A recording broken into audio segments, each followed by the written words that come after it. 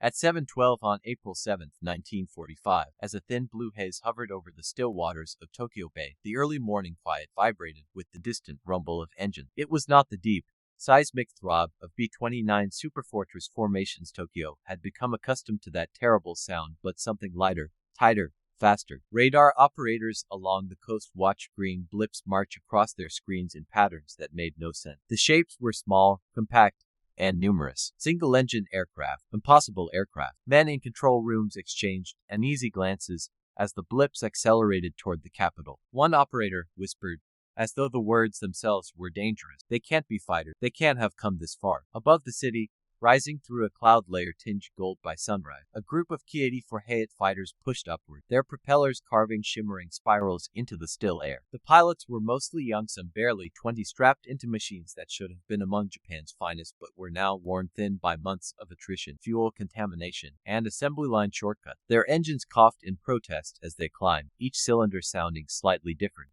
a rough, uneven chorus of mechanical fatigue. One pilot, Sergeant Saburo Kameda, felt his heart thundering louder than his engine. He had flown only a handful of sorties, most of them against high-flying B-29s he could barely reach. He had never fought a single-engine American fighter. His instructors said Americans could not fly them to Japan. No range, no escort, no possibility. The Pacific protects us, they said. The ocean is our shield. But when Kameda broke through the upper layer of clouds and saw sunlight glinting off a line of silver wing, the breath froze in his chest. There, suspended in the open blue, were shapes he knew instantly from intelligence photos. Sleek fuselages, teardrop canopies, long narrow wings sharpened by thought and engineering. P-51D Mustang, dozens of them, more than he had ever dreamed possible. And they were not limping in from some distant carrier deck, nor appearing in ones or twos. They were in formation, disciplined, precise, confident, moving as if they belonged in the skies over Tokyo. A shocked voice crackled through the Japanese radio net. Single-engine fighter. Over the capital, American fighters over Tokyo. But the disbelief lasted only seconds. Then the Mustangs dove. The air snapped like torn metal as their Merlin screamed past the Ki-84. Kameda saw the first one rush by, the flash of its propeller becoming a bright disk, the sunlight blinding him. Tracers cut upward in golden arc. He pushed his stick forward, his engine groaning as he plunged through thick air, already sweating inside his flight suit. He had expected bombers slow, predictable, but not this. Not fighters faster than his own. Not single-engine aircraft that could appear from nowhere. What he didn't know, what most Japanese commanders still refused to believe, was that the Pacific War had changed forever the moment Iwo Jima fell. Nearly 650 miles south of Tokyo, carved into jagged volcanic rock, the tattered airfields captured at the cost of thousands of marine lives had become the springboard for the Mustang. With two drop tanks and the Packard-built Rolls-Royce Merlin V16507 engine producing nearly 1,700 horsepower, the P-51D had pushed into a territory no Allied fighter had ever reached, the Japanese homeland itself. On the American side, Lieutenant Jerry Yellen flew with his canopy glistening in the pale morning. Beneath him, Tokyo stretched into the horizon, a sprawling lattice of rivers, canals, wooden homes, and ruined districts still smoldering from the incendiary raids of March. It was a strange, eerie feeling to look down on an enemy capital, especially one already devastated. He felt no triumph in the sight, only gravity. "Stay tight. Keep eyes open," he said calmly into his microphone, though inside, he felt the weight of history pressing against his wingman replied, "Hard to believe we're actually here."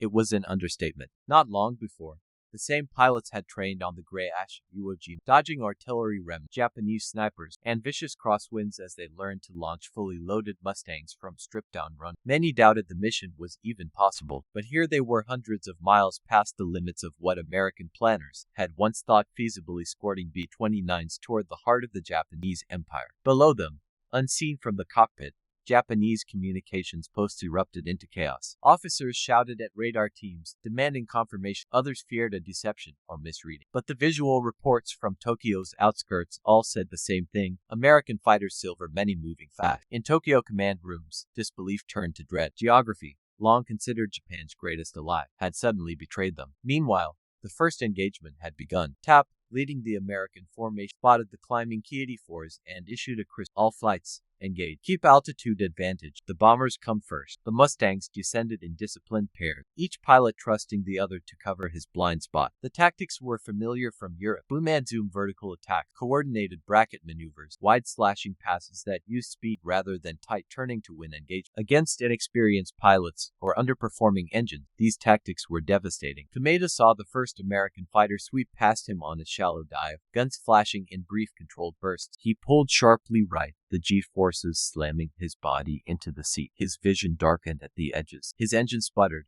a choking cough that sent a jolt of fear through him. He eased the throttle forward, praying the mixture held. The Hayat stabilized, but only barely. "Enemy behind me," cried another Japanese pilot on the radio. His voice cut into static, then silent. American tracers stitched through the air in clean, deadly line. One Ki-84 burst into flame, spiraling down in a black trail that smeared across the blue. Another stalled in a hard turn, the engine dying as the pilot tried to evade an oncoming Mustang. It fell like a leaf, flipping into a ragged dive, but the Japanese did not flee. Many pressed the attack with astonishing courage. One Hayat charged directly into a group of Mustangs, firing until its cannons jammed. Another attempted a near-suicidal climb to reach a B-29, engine wheezing as he forced the machine past its limit. The fight was growing into a full-scale melee. Meanwhile, at 21,000 feet, Lieutenant Red McKee was fighting for his life. His drop tanks, meant to be jettisoned before combat, had jammed. The extra drag made his P-51 sluggish, unresponsive. Ki-84 spotted his difficulty and dove to attack. He felt his stomach tighten as he yanked his stick left, but the Mustang groaned with the added weight. "Can't climb. Tank's stuck,"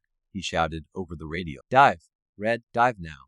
He shoved the nose down. Air screamed over the canopy as the Mustang plunged toward Tokyo Bay. The tanks shook violently, rattling like they would tear the wings off. Then finally they snapped free. McKee gasped. The airplane surged forward, suddenly alive again. Far above, TAP's squadron continued to dominate the The Mustangs held the upper layers of the sky, keeping the advantage they needed. The Ki-84s were forced into climbing attacks they could not sustain. Many of their engines suffered from power loss at altitude, some from fuel contamination, others simply from the rushed machining of late war production line. The disparity was brutally clear, yet the fight was not one-sided in bravery. Kameda, recovering from his near stall, spotted a lone Mustang weaving below him. He dove hard, firing cannon shells that flashed past the Mustang's tail. For a moment, he believed he had the angle, but then his engine choked again. The airplane shuddered, losing power at the moment he needed it most. He cursed, slapped the side of the control panel, and watched the Mustang pull away effortlessly, climbing with smooth, controlled power. Higher still, American pilots observed how scattered and chaotic the Japanese defense had become. Hayats arrived in singles and pairs, not coordinated squadrons. Some pilots climbed alone, unsure where their wingmen were. Others circled aimlessly, receiving conflicting orders from ground controllers who no longer understood the battle above them. Yellen saw one Ki-84 attempt a near-vertical climb toward the B-29 formation. It managed barely 50 yards before stalling, flipping over, and falling through the cloud. He felt a surge of pity, not for the machine, but for the pilot, someone thrown into the sky with little training, an unreliable aircraft, and the impossible task of defending a collapsing homeland. Tokyo itself watched the battle unfold in silence, schoolchildren staring from underground bunkers, factory workers looking up from rooftops, soldiers gazing skyward as the impossible shapes wheeled across the light. Then the sky cracked again. A new group of Ki-84s entered the battle from the north, engines screaming under maximum throttle. These were more experienced pilots, veterans from earlier conflicts,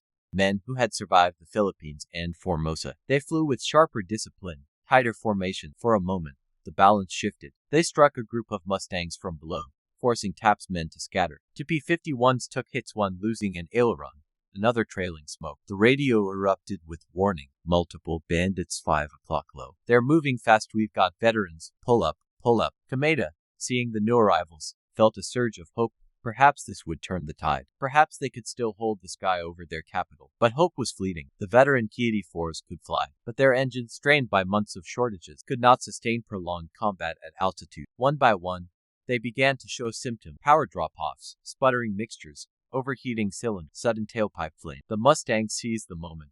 TAP issued the order: full dive sweep, take altitude back, hit them hard. The P-51s dove with synchronized precision, sunlight flashing off their polished wings like the blade of a descending sword. Their .50 caliber guns thundered in measured bursts. One Ki-84 disintegrated in midair, flames erupting from the engine bay. Another attempted to brake right, but a Mustang cut across its path and fired a long burst, ripping through the fuselage. The airplane spun downward, trailing smoke. The coordinated Japanese attack evaporated in less than 4 minutes. At 10 a.m., the sky unexpectedly fell silent. The Ki-84s were gunshot down, driven off, or forced to retreat to save fuel. The Mustangs circled above Tokyo, master of the sky. Yellen took in the scene.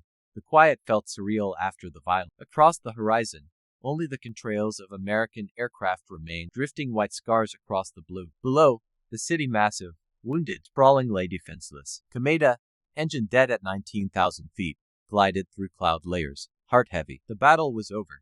They had lost the sky completely. He whispered into the silence of his cockpit. How did they come so far? He never learned, in that moment, the full truth. The war he had trained for no longer existed. Range, geography, and natural defense had meant something once, but the P-51 Mustang had erased those truths forever. By the time the Mustangs landed on Iwo Jima later that afternoon, the strategic implications were clear. Japan no longer owned its own airspace, and the war had entered a new, irreversible chapter. As the Mustangs settled into wide, circling arcs over Tokyo, the horizon trembled with heat haze and drifting contrail. Their engines hummed with the steady, confident rhythm of machines built in factories untouched by war. Above the city, the air itself seemed to shift like the sky had accepted a new owner. Below, fires smoldered in distant districts, and the crackling light of burning rubble flickered weakly through the morning haze. The capital, once considered untouchable, now sat exposed under foreign. Jerry Yellen adjusted his oxygen mask, breathing deeply. His gloves were damp around the edges. Combat did that made the world simultaneously sharp and distant. He looked down at the neighborhoods that rolled outward beneath his wing. Wooden homes, narrow streets, rivers curling like dark veins. He imagined thousands of citizens huddled inside shelters, mothers gripping their children, elders whispering prayer. He did not hate them. He did not know their name. But he knew one fact with absolute clarity. Today, the war had entered their era. To the west, another formation of Mustangs from a separate squadron approached, regrouping after a brief chase along the bay. Their leader reported minimal damage, high morale, and only scattered resistance. Tokyo's defenders, for all their bravery, had been outnumbered, outtrained, and outproduced. War, Yellen knew, was not just a contest of courage. It was a contest of nations, their factories, their fuel, their training pipelines, their ability to repair what was broken and replace what was lost. Japan, he reflected, had reached a point where replacing a single experienced pilot was a miracle. The United States, in contrast, replaced entire aircraft groups as easily as turning a wrench. Still, the battle was not over. At a radio station near Yokohama, frantic operators tried to piece together reports from surviving pilots. Signals crackled through static-filled channels. Some voices were calm, but most were ragged, exhausted, or trembling. One pilot, panting heavily, reported, "American fighter. Too many. Their altitude faster. Their climb impossible to match." Another, choking on smoke inside his cockpit, rasped, "Engine failure. Fighting compression. Cannot hold.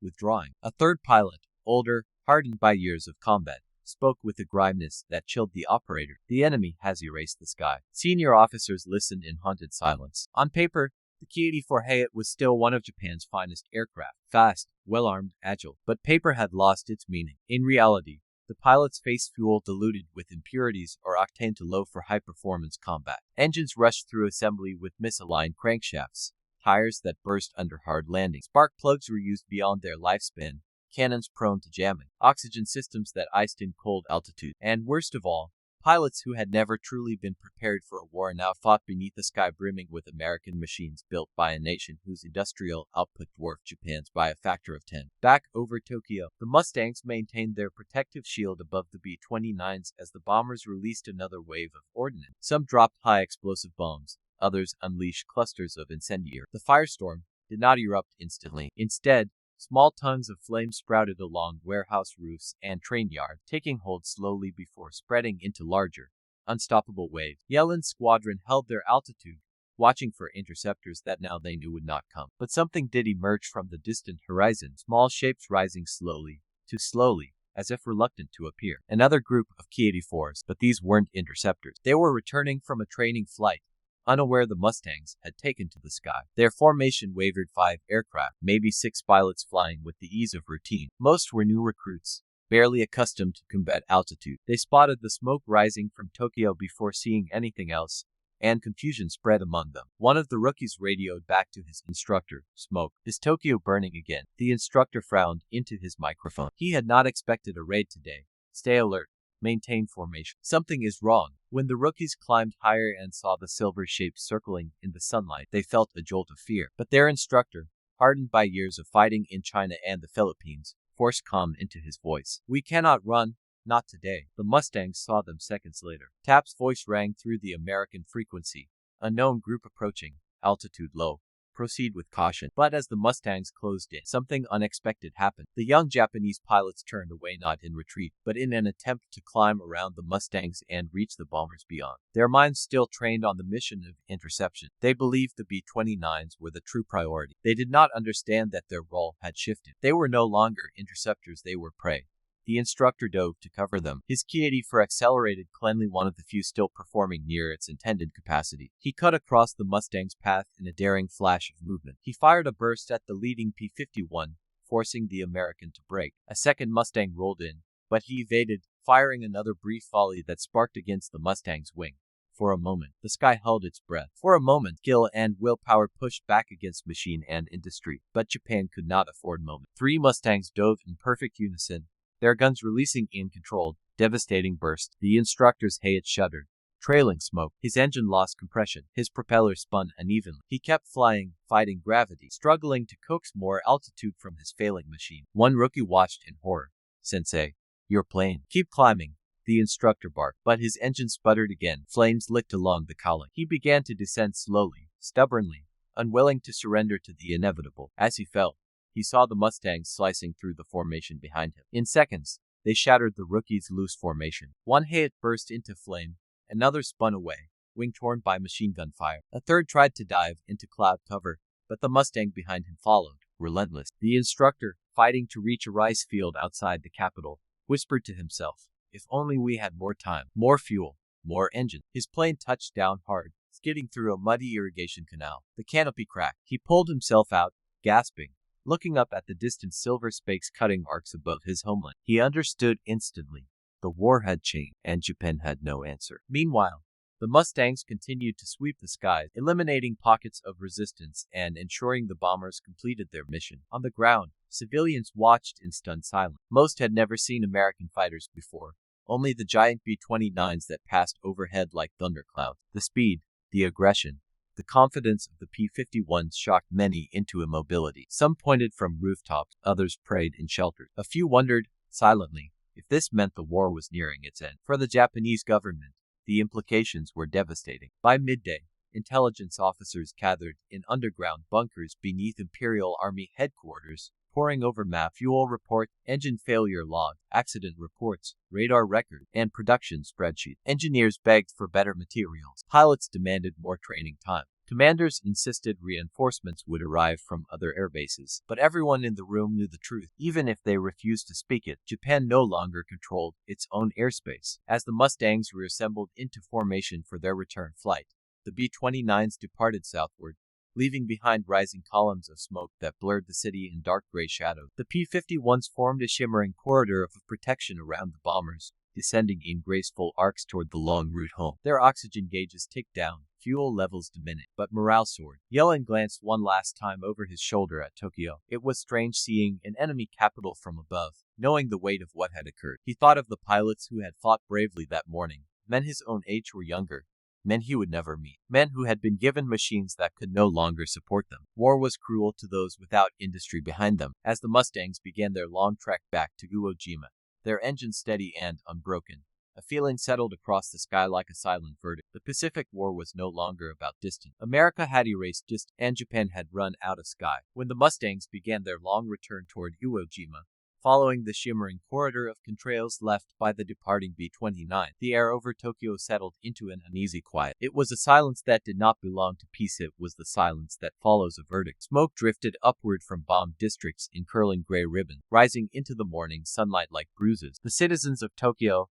hidden in shelters or peering from shattered windows, did not yet understand what had happened, but they sensed something had broken. A barrier they had believed uncheckable, distance itself had vanished. In the underground corridors of military headquarters, officers paced with sharpened urgency. Runners darted between rooms carrying handwritten reports. A senior colonel, his face gaunt with fatigue, slammed a folder onto a metal desk. "You expect me to believe this?" he shouted at an intelligence officer. "Single-engine fighters over Tokyo. Impossible." The intelligence officer did not raise his voice. He merely turned the colonel's attention to a map covered in red arcs, flight paths reconstructed from radar readings, sighting, and surviving pilot accounts. "Impossible yesterday," he said quietly, "but not today." The colonel sank into a chair. He had served through the invasion of Manchuria, the battles over Nanking, the victories across Southeast Asia. He had believed Japan's war machine, for all its strain, could still defend its own skies. But now the map felt like a sentence handed down by an indifferent universe. The enemy could arrive anywhere, at any hour, with aircraft faster, stronger, and flown by pilots who had trained for years before seeing combat. In the hangars of Chofu Airfield, mechanics worked feverishly over battered K-84. Some engines were removed entirely, cranes lifting them from fuselages like surgeons extracting organs. Others lay in pieces across the floor, pistons blackened from overheating, bearings warped by metal fatigue, spark plugs fouled with residue that should never have been in fuel. The mechanics were skilled, but skill alone meant nothing when the materials in their hands were already compromised. One mechanic held up a cracked cylinder wall to a superior, shaking his head. "Sir, this engine failed after only 10 hours. Install another," the officer ordered, knowing full well there were none left in ideal condition. Meanwhile, a small group of surviving pilots gathered in a dim barrack, the mood heavy. Among them sat Saburo Kameda, still trembling from his engine failure and forced glide. His uniform smelled of smoke and sweat. Others, older and quieter, stared at the floor in contemplation. One of the veterans, his hair prematurely gray, spoke with rough calm. "We trained to fight pilots.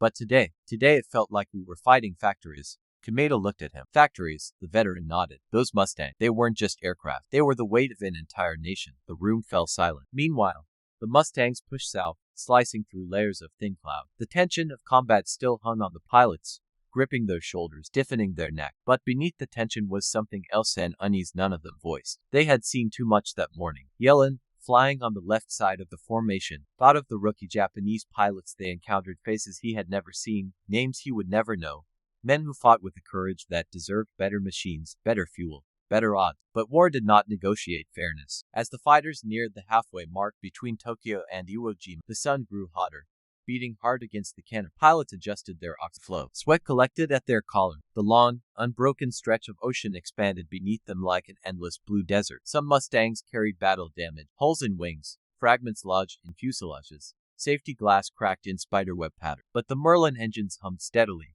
carrying them home with unrelenting reliability. Hours later, when the dark shape of Iwo Jima rose on the horizon, a jagged black scar against the water, the pilots felt a wave of relief ripple through them. They descended into formation for landing. The island's airstrip, carved from volcanic stone and flanked by wrecked Japanese pillboxes, greeted them like a harsh but familiar friend. On the ground, crews rushed toward the aircraft with fuel carts, ammunition trucks, and inspection teams. The men jumped from their cockpits, legs stiff, faces pale, eyes burning with fatigue. Yet the ground crews could read something else in those expressions, something they rarely saw, even among seasoned pilots. "Ah, sir," one mechanic asked Yellen as he approached. "Did it really happen? Were you really over Tokyo?" Yellen nodded slowly. "Yes," he said. "And they were there waiting for us." The mechanic swallowed hard. Did they fight?" "Yes," Yellen replied quietly. "Hard." As ground crews patched up bullet holes, replaced panels, and checked hydraulic lines, the pilots gathered for debriefing. Intelligence officers wrote furiously. Maps were updated. Losses were recorded. Victories were tallied. Statisticians began calculating attrition. How many Japanese fighters had risen?